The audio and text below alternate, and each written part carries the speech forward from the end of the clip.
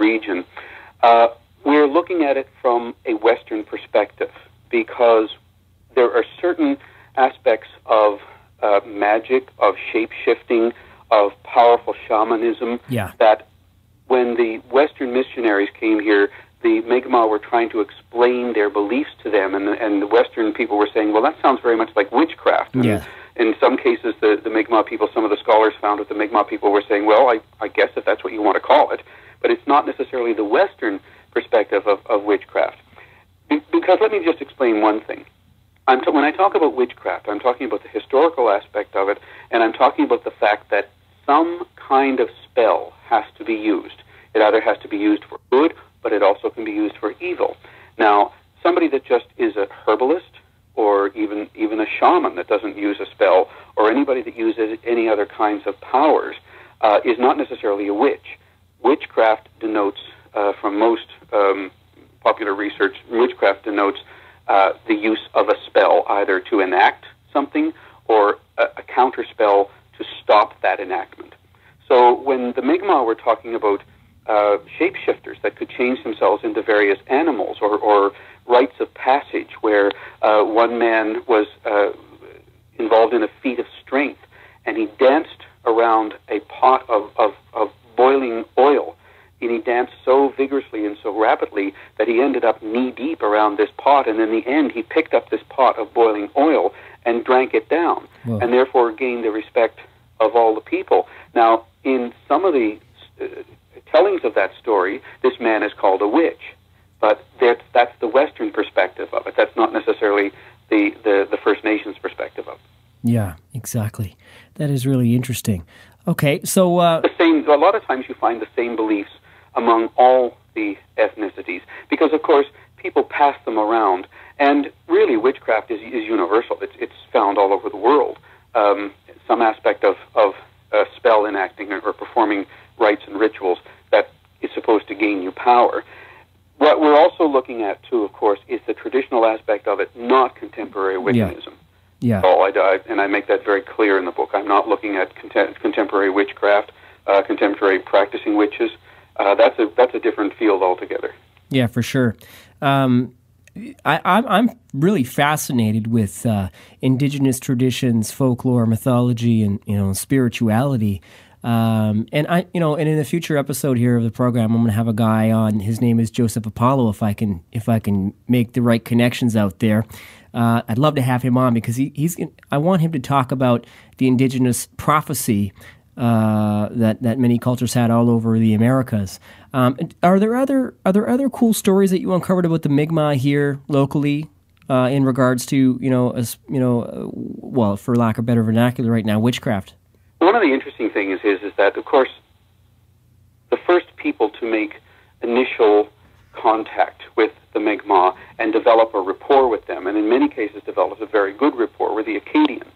And you'll find a lot of the Mi'kmaq traditions and the Acadian traditions melded together. But there are also cases where the Mi'kmaq people were becoming suspect in the Acadian tradition, and so therefore I'm sure that the First Nations people were not always trusting of the Acadians as well. There's a story from Prince Edward Island of a Mi'kmaq people who went by an encampment and were not treated very well, or should I say an Acadian village, and the Acadians were making maple syrup and maple sugar and all these sorts of maple products that the Mi'kmaq had taught them how to do. And for some reason or another, somebody felt slighted, and when the Acadians went and cut their sugar cones open, because they were making them into cones then, the cones were full of ants. And then when they looked at their maple syrup, they discovered their maple syrup was full of ants, and they thought that the Mi'kmaq were casting a spell on them, some sort of retaliation for a slight. Yeah, very good. Very good. So now we get into Scottish. What about the Scottish stories of witchcraft from the area? Because we all know here locally, here in the Maritimes, for all you out in Radioland, a rich part of our heritage are the landed immigrants of the Scots. Well, again, Celtic peoples have a lot of lore and certainly bring a considerable amount of superstition to their folklore. Yeah. and supernatural beliefs. Certainly what you find are the aspects of people that are actually named. In fact, from Cape Breton, there was a very well-known witch in the 19th century who was known as the Witch of Mull River. And this was a woman who seemed to have extraordinary powers, such to the event that it said that she ended up being, I think, around 110 years old. And the oral history said that once she reached the age of 100, she started to grow 2 horns from her head, and they would grow an inch for every year that she went beyond 100. And this woman was known to cast spells, and people feared her greatly. And you find that in a lot of the cases, is that was it really a form of witchcraft, or in some cases was it somebody who just felt that there was a way for them to have power? Maybe they were disenfranchised from the community. Maybe they could have been poor. They could have suffered from epileptic fits or anything of that nature. Yeah. And then to be able to gain a little bit of power and have people, if not respect them, at least fear them. There was an aspect of that as well. Definitely. And some of these people who did, was she one of the individuals that I heard when I was hearing about this book?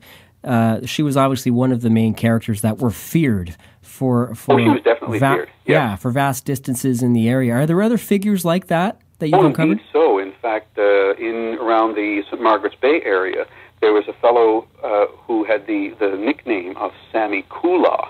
Now, Kula was not the family's name. I know what the family name is, but I didn't say it because Helen Creighton did not publish the name either. And that's one of the things about the book, is that I've never published the name unless that name has already been published, or else I have permission to do so. Yeah. And this was a family of people, but this Sammy Kula was known far and wide.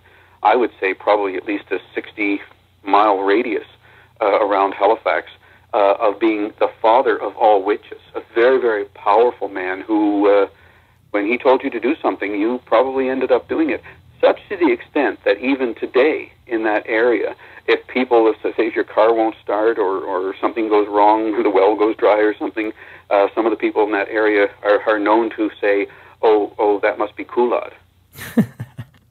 I love it. You know what's interesting, Clary, is how differently we view the idea of magic now contemporarily as opposed to the past.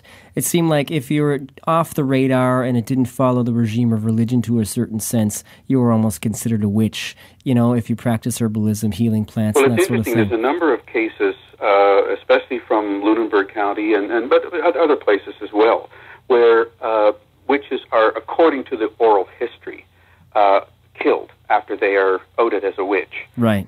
In one case, a man discovered that his wife was a witch, and he took her out back to the dung pile and killed her with a hoe. Good Lord. Another case from Lunenburg County says a man discovered that his wife was a witch, and he built a pyre around her and burned her. There's no documentation for any of this, of course. It's just oral history. But what is so fascinating about this is that very often people have cited the quote from the Bible that it in essence says, in various translations, says, "Thou shalt not suffer a witch to live." And they've used that as the rationale for the kind of perpetuity against witches that they used. Wow. That's kind of frightening. But I'm sure those cases of the husbands, taking care of their wives like that actually happened. That's frightening. But yeah, that's a part of history. Well, what's interesting is that, as I've already mentioned, you had somebody by the name of Sammy Kula, and you also had another fellow down southwestern Nova Scotia called Daddy Redcap. And in the Maritimes, there is no differentiation between male and female. Both are called witches. I have not come across any historical reference to anybody being called a warlock. Okay. Very interesting. Very interesting indeed. I guess the point I was making earlier was that, how far we've come in regards to intellect, because now we look at these things, and with advances in physics and quantum physics, all of these hexes could be attributed to things like quantum intention and action, just a ripple effect of bad luck or something. But back then, you're instantaneously finger pointed as a witch. I just find that fascinating. But people have always found ways to explain natural phenomena. Right. And those explanations evolve as science evolves. And that's what you're also seeing as well. It used to be years ago that the people thought that a lot of the witchcraft in Europe was caused by ergot poisoning, the mold in the rye. Well, right. 90% of Northern Europe was was eating rye as the staple grain. That's right. So but people come up with these suppositions. A lot of times, I think what we need to do is find a rational, or at least for the times, a rational explanation for somebody's actions. Of course, it's not just bad luck that your boat won't go off the slips. It's not just bad luck that your crops won't work. You have to have an explanation for that. Yeah. If that comes by looking at somebody who is slightly outside of your own ethnic group, slightly outside of your own personal circle of friends, somebody that you can use as a scapegoat, then there's that too. Yes, there it is. Yeah. And you talk about all kinds of interesting things here. You find in the book, you find lots of examples of spells, charms, and what I want to segue into here, superstitions involving everything from animal horns and blood to salt and milk. Maybe you can share with us a couple stories of what you found out about some of the maybe more strange and interesting superstitions that you've come across.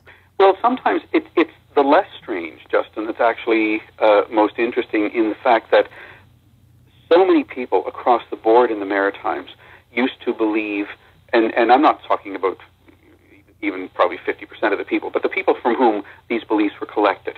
A large majority of the people believed that the wood of the rowan tree, the dogberry that tree that has those beautiful bright red berries, had magical powers. An old British belief is that that's the tree that the devil used to hang his mother. Well, do we know that the devil ever hanged his mother? Yeah. Do we know there's a devil? You have to ask yourself all these questions. But so many people of all cultures used the rowan tree, and they would make little crosses of them. In fact, this woman that predicted my destiny, one of the things that she did publicly that identified her as a spell user, therefore a witch, was she would make little crosses of rowan twigs and put them on the road in front of her house to stop people that she didn't want to come by her house. She felt that would be a way for her to stop those people. So the rowan branch was used. People would put them in windowsills. They would put them above doors. Horseshoes, another interesting thing in a number of places. I recently gave a talk down in Bridgewater in Lunenburg County, where I read from the book, and then we discussed things afterwards. And one of the things that I talked about collecting down in Lunenburg County was the belief that a horseshoe nailed vertically, or should I say horizontally, on the edge of a building so that the two open prongs stuck out from the side of the building was meant to catch any witches flying around the building. Wow. And immediately, a youngish man, I think he might have been in his late 30s, early 40s, said, "Oh, I'm a plumber in this area," and he said, "I've seen those in many basements." So we're still talking about things that people are still talking about and identifying.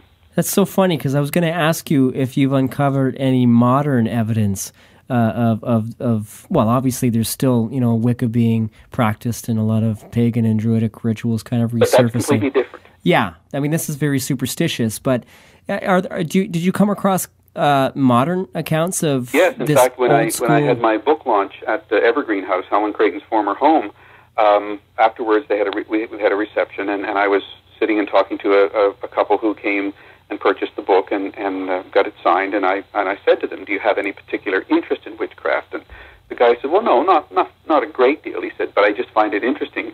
He said, "When I moved back from he was in Texas. He didn't say what he was doing, working or something. In 1989, he said, I went to a party down at Porter's Lake, and there was a yellow Post-it on the fridge with these little symbols on it and writing. And he said, I said to my host, "What's that?" He said, "Oh," he said, "that's a spell against the witches." He said, "I went to a local witch and had a spell." So here, what used to be maybe something written in blood is now written on a Post-it and stuck to your fridge. Wow.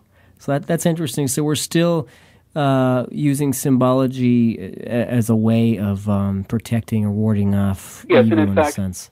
Contemporary practitioners of Wiccan or paganism or even Christians are using symbols to protect the house. The cross, the holy water, the statues of saints are as iconographic as any other symbol that would be used in any other belief system. Yeah, true. It's no surprise to me. I mean, we have a different kind of perspective on focusing energy